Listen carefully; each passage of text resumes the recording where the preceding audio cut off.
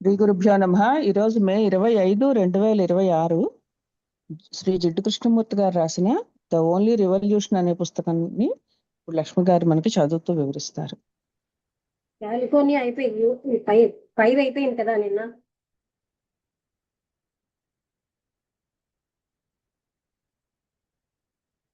ఇప్పుడు యూరోప్ 1 అంటే అతను యూరోప్ లో ఇచ్చిన లెక్చర్ అన్నమాట.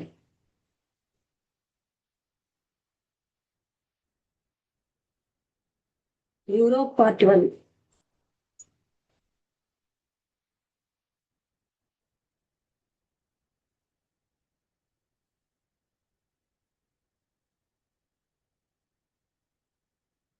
సారీ, ఇది యూరోప్ పార్ట్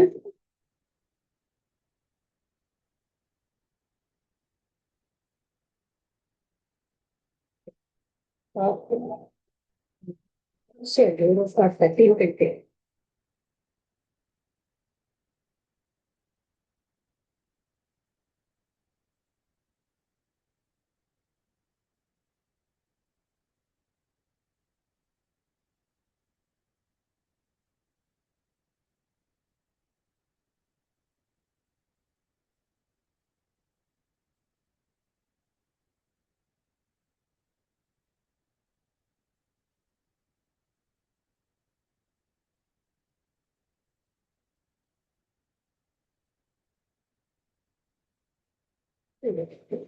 అంటే ఫాస్ట్ లేటెస్ట్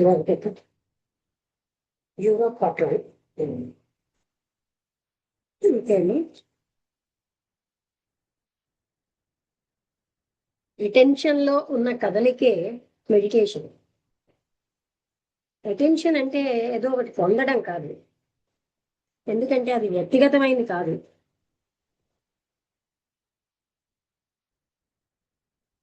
ఈ వ్యక్తిగతమైన ఎలిమెంట్ అన్నది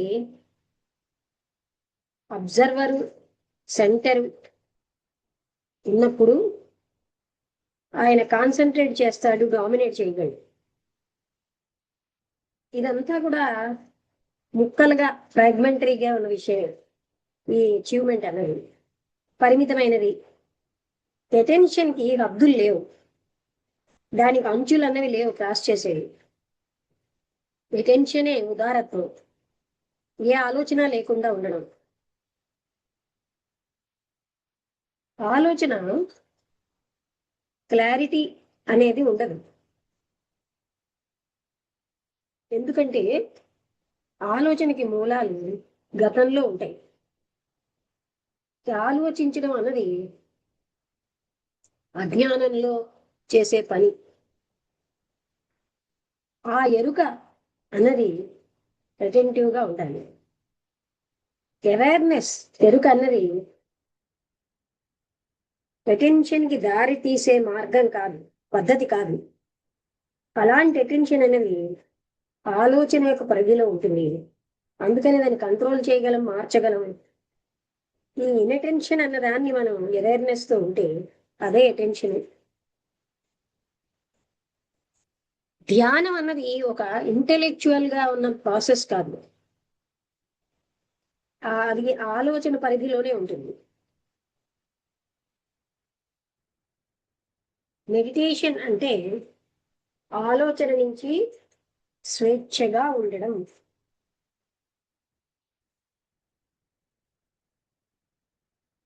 ఆనందం, సత్యం యొక్క పరమానందంలో ఉన్న కదలిక మెడిటేషన్. ఆ పొద్దున్నే అక్కడ స్నో పడుతుంది, ఒక చేదుగా ఉన్న గాలి వీస్తుంది, ఆ చెట్ల మీద కదలిక స్ప్రింగ్ యొక్క అరుపు అనమాట. ఆ లైట్ లో ఆ బీచ్ లో ఉన్న పెద్ద ట్రంక్స్,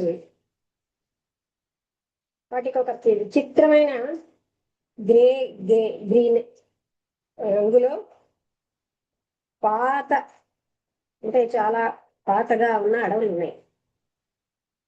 అక్కడ భూమి చాలా సాఫ్ట్ గా కవర్ అయిపోయి ఉంది, ఆటమ్ లీవ్స్ తోటి కవర్ అయిపోయింది, ఆకులతో కప్పబడింది. వాటిపైన నడవడం అన్నది మీకు వుడ్ అంటే అడవిలో వచ్చిన ఫీలింగ్ వస్తుంది. అలాగే సెపరేట్ గా ప్రతి ఒక్క ట్రీ కూడా వాటి ప్రత్యేకమైన ఆకారంతో రూపంతో ఉంది. కానీ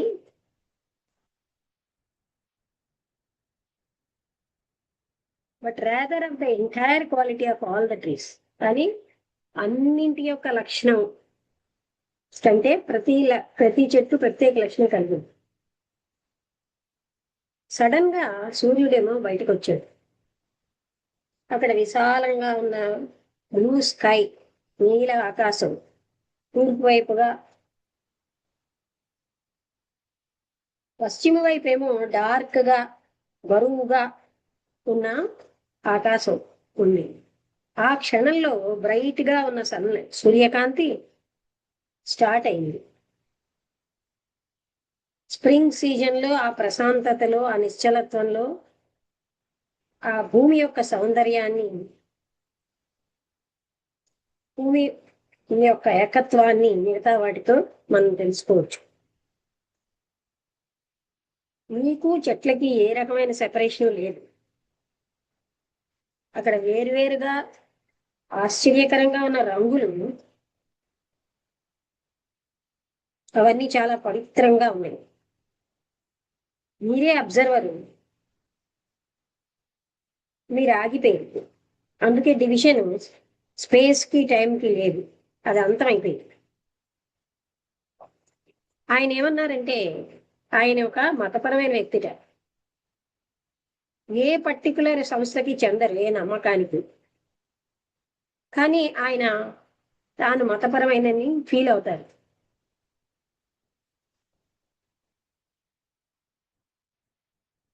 ఆయన ఎంతో మంది మతపరమైన నాయకులతో మాట్లాడారు, అక్కడ ఎన్నో చేశారు, వాళ్ళ నుంచి బయటకు వచ్చేసారు చాలా నిస్పృహతో. అలా అని ఆయన ఎప్పుడూ కూడాను సినిక్ అంటే అదే రాంగ్ గా చూసే వ్యక్తి కాదు.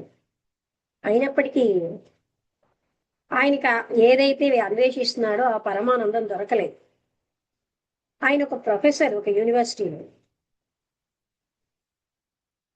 ఆయనకి మెడిటేషన్, ధ్యానం యొక్క జీవితం గడపాలి అని, అంటే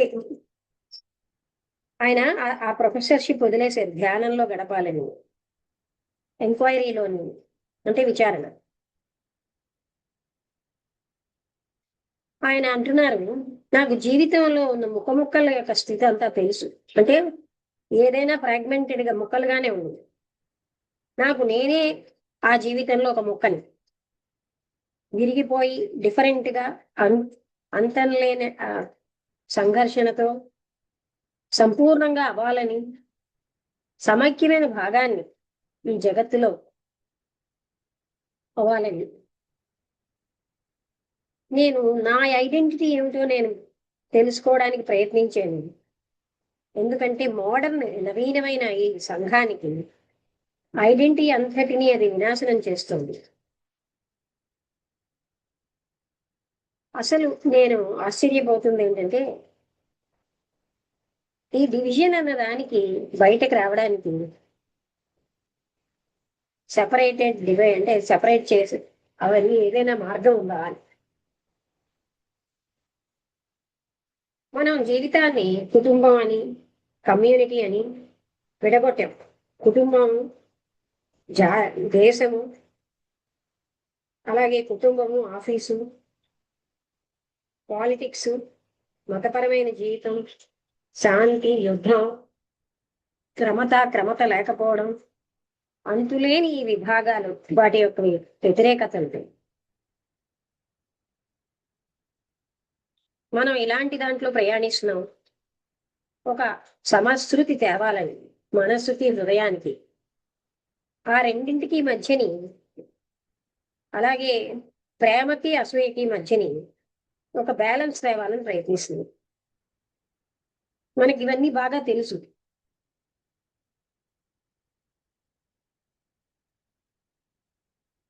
మనం ఏం ప్రయత్నిస్తున్నాం అంటే వీటి అన్నింటిలోంచి ఒక రకమైన సమశృతి తేవాలి. అసలు ఏమిటి డివిజన్ కలిగిస్తుంది? డివిజన్ అన్నది ఉంది, వ్యతిరేకతలు ఉన్నాయి, నలుపు తెలుపు, స్త్రీ పురుషుడు మొదలైనవి. కానీ దీనికి మూలమేంటి? ఈ విభజించడానికి ఎసెన్స్ ఏంటి, సారం? ఇది మనం కనుక్కుంటే గాని ఈ ముక్కలుగా అవడం తప్పనిసరి. ఇలాంటి డివిజన్ కి రూట్ కాజ్ ఏమిటనుకుంటున్నారు? ఈ కనబడుతున్న అంతులేని ఈ విభాగాలకి నేను కారణాన్ని చెప్పగలను. ఎన్నో మార్గాలు ఈ ఆపోజిట్స్ మధ్యని బ్రిడ్జి చేయడానికి, బ్రిడ్జిని కట్టడానికి ఉన్నాయి. ఎందరో ప్రయత్నాలు చేశారు. ఇంటెలెక్చువల్ గా ఈ డివిజన్ కి కావలసిన రీజన్స్ నేను ఎక్స్పోజ్ చేయగలను, కానీ ఇది ఎక్కడికి తీసుకెళ్ళను. నేను ఈ గేమ్ని తరచుగా ఆడుతూ ఉంటాను నాతో, ఇతరులతో. నేను మెడిటేషన్ ద్వారా ప్రయత్నించాను, ఇచ్ఛాశక్తి యొక్క ఎక్సర్సైజ్ ద్వారా, ఏకత్వం, భిన్న వస్తువుల మధ్య ఏకత్వాన్ని ఫీల్ అవ్వడానికి, ప్రతిదానితో ఒకటిగా అయిపోవడానికి. కానీ ఇది కేవలంగా వృధా ప్రయత్నం అయింది.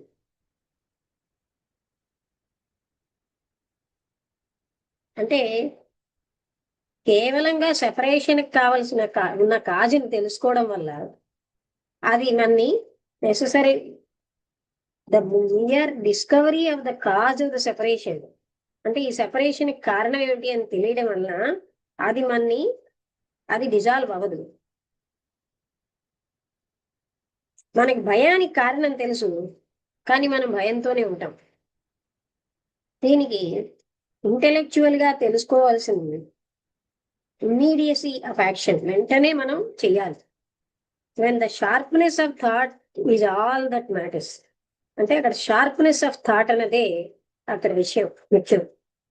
ఈ ముక్కలవడం I and the not I, నేను కానిది, అది తప్పనిసరిగా బేసిక్ కాజ్ అన్నమాట ఈ డివిజన్ కి.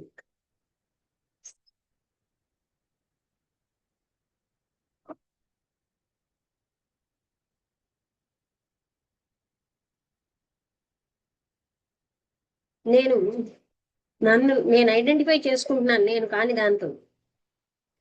అంటే భార్య అవ్వచ్చు, కుటుంబం అవ్వచ్చు, కమ్యూనిటీ అవ్వచ్చు, భగవంతునికి సంబంధించిన ఫార్ములా అవ్వచ్చు, అది కూడా ఆలోచన చేసింది.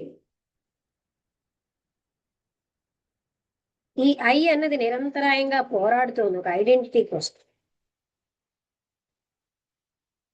అయితే అది దేంతో ఐడెంటిఫై అవుతుందో అది కూడా కాన్సెప్టే, ఒక జ్ఞాపకం, ఆలోచన యొక్క స్ట్రక్చర్తో ఐడెంటిఫై అవుతుంది. అసలు ద్వైతం అన్నది ఉందా? ఆబ్జెక్టివ్ గా చూస్తే ఉంది. ఎలాగా? లైట్, వెలుగు, నీడలు. సైకలాజికల్ గా ఉందా?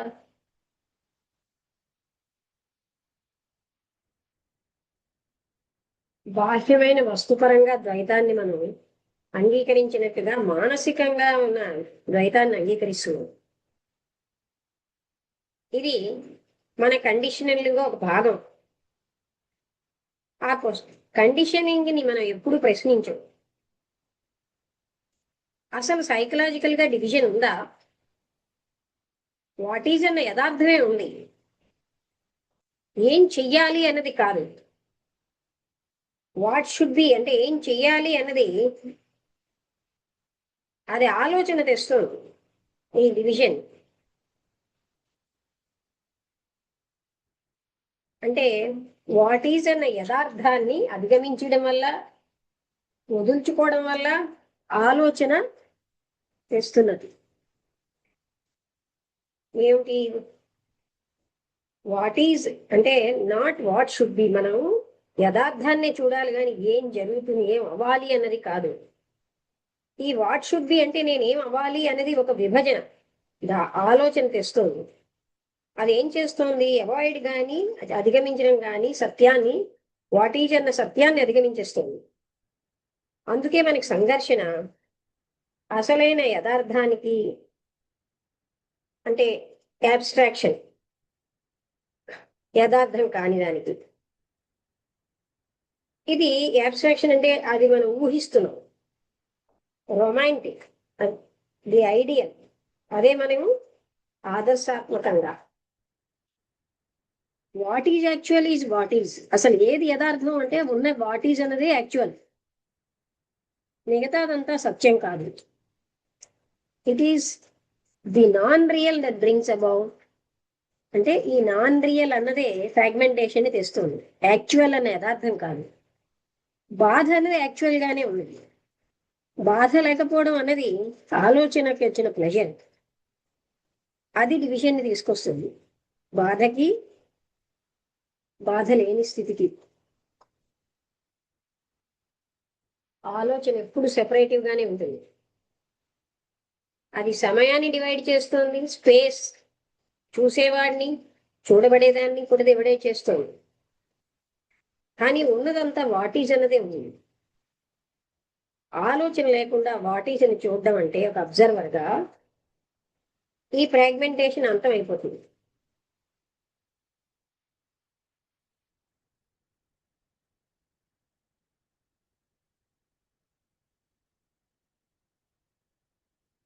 ఆలోచన ప్రేమ కాదు, అది ప్లెజర్. ఇది ఏంటంటే ప్రేమని అధిగమించేస్తుంది, అంటే పరివేష్టిస్తోంది, బాధను తెస్తోంది. ఆ దేన్ని చుట్టూరా ఉందో దానిలో బాధను తెస్తోంది. అంతేగాని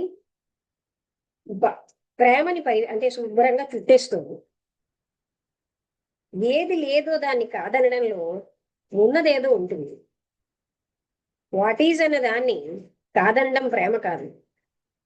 ప్రేమ అన్నది నేను కానిది అన్నది ఆగిపోయినప్పుడే ఉంటుంది. ఇక్కడితో అయిపోయింది. అంటే what is I, love and emerges in which the I and the not I sees. అంటే నేనన్నది నేను కానిదన్నది ఆగిపోయినప్పుడే ప్రేమ అన్నది ఉత్పత్తి అక్కడి నుంచి వస్తుంది.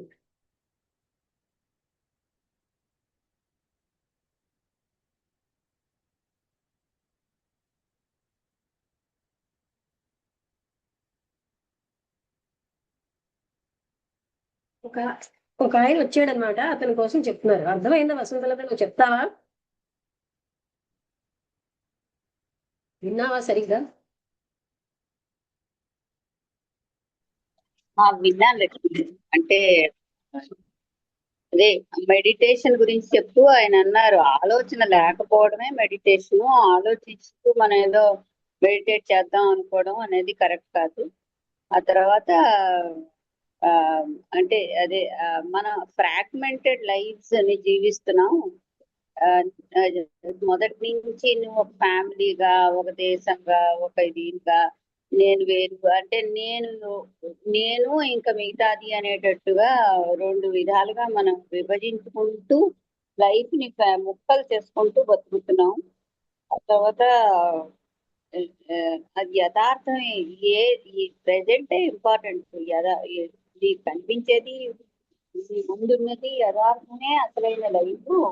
మిగతాది అన్ని ఆలోచనలే, మైండ్ లో పుట్టే ఆలోచనలే అవే బాధల్ని భిన్నత్వాన్ని తెస్తున్నాయి.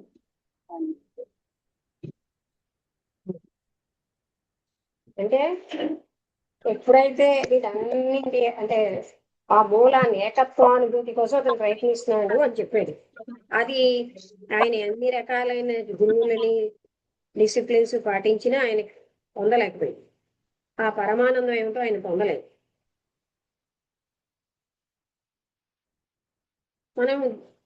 మనం జీవితాన్ని డివైడ్ చేస్తున్నాం అన్నాడు. ఈ డివిజన్ అన్నదే తప్పనిసరిగా కుటుంబం, నా దేశం ఇలాగా. అయినా మనం ఒక సమశ్రుతిని తేవాలనుకుంటున్నాము. అంటే ఈ డివిజన్ కి రూట్ కాజ్ తెలిస్తే మాత్రం మనం దాని నుంచి బయటపడగలమా? భయానికి కారణం తెలిసినా భయంలోంచి బయటపడలేకపోతున్నాం కదా. అందుకని అటెన్షన్ తో ఈ సమస్తాన్ని చూడాలి.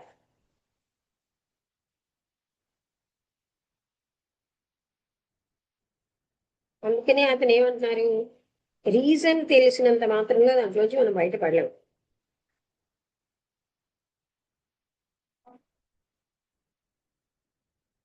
ఈ ఏం సెపరేషన్ చేయడం వల్ల బయటపడలేమంటావు? అంటే కారణం కారణం తెలిసినంత మాత్రం వల్ల మనం దాంట్లోంచి బయటపడలేము. కారణం తెలిసినా, భయానికి కారణం తెలిసినా భయం ఉంటుంది అని ఎగ్జాంపుల్ ఇచ్చారు. మనం ప్రతి దాంతో ఐడెంటిఫై అయిపోతున్నాం. అసలు ఈ రకంగా డ్యుయాలిటీ రెండన్నా ఉన్నాయా అంటూ నేను కానిది ఇలాగా ఏమీ లేవు. మనమేమో నీ సైకలాజికల్ డ్యుయాలిటీని కూడా అంగీకరిస్తున్నాం, భౌతికంగా ఉన్న డివిజన్ అంగీకరించినట్టే. ఇది కూడా మన కండిషనింగ్ అయిపోయింది అంటున్నాడు.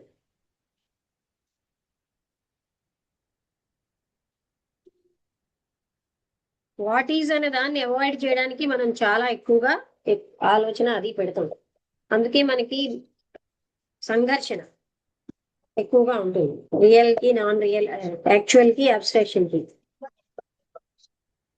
అంటే ఊహాత్మకంగానే మనం ఊహిస్తున్నాం అబ్స్ట్రాక్షన్ అన్నదాన్ని. ఐడియల్, అదొక ఐడియల్ అయిపోయింది.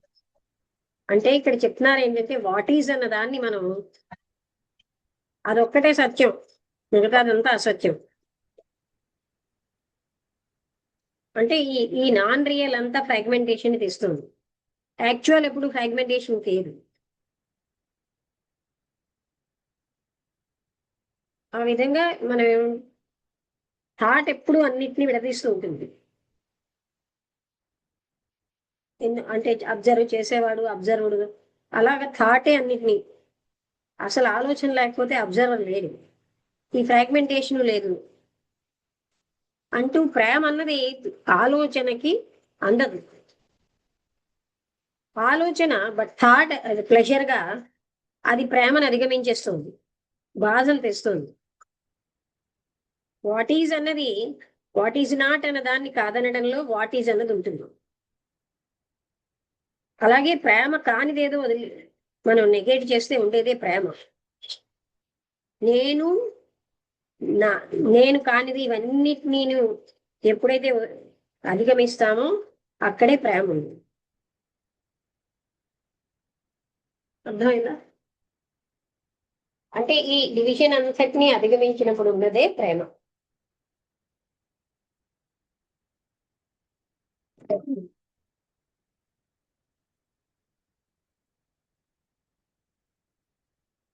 ఓకే, అంటే మనం డివిజివ్ మనస్సుతో ఎప్పుడు ఆలోచన ఎప్పుడు డివైడ్ చేస్తూ ఉంటుంది. ఆలోచనకు అతీత స్థాయిలో డివిజన్ లేదు. అర్థమైందా వసంత గారు, మీకు అర్థమైందా?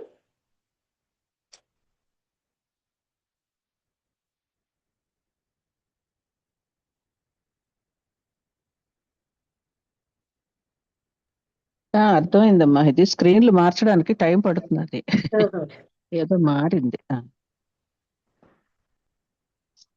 ఓకే, అయితే ముగించేస్తున్నాను, ఇంతే ఈ టాపిక్. సరే, నమస్తే. ఓకే.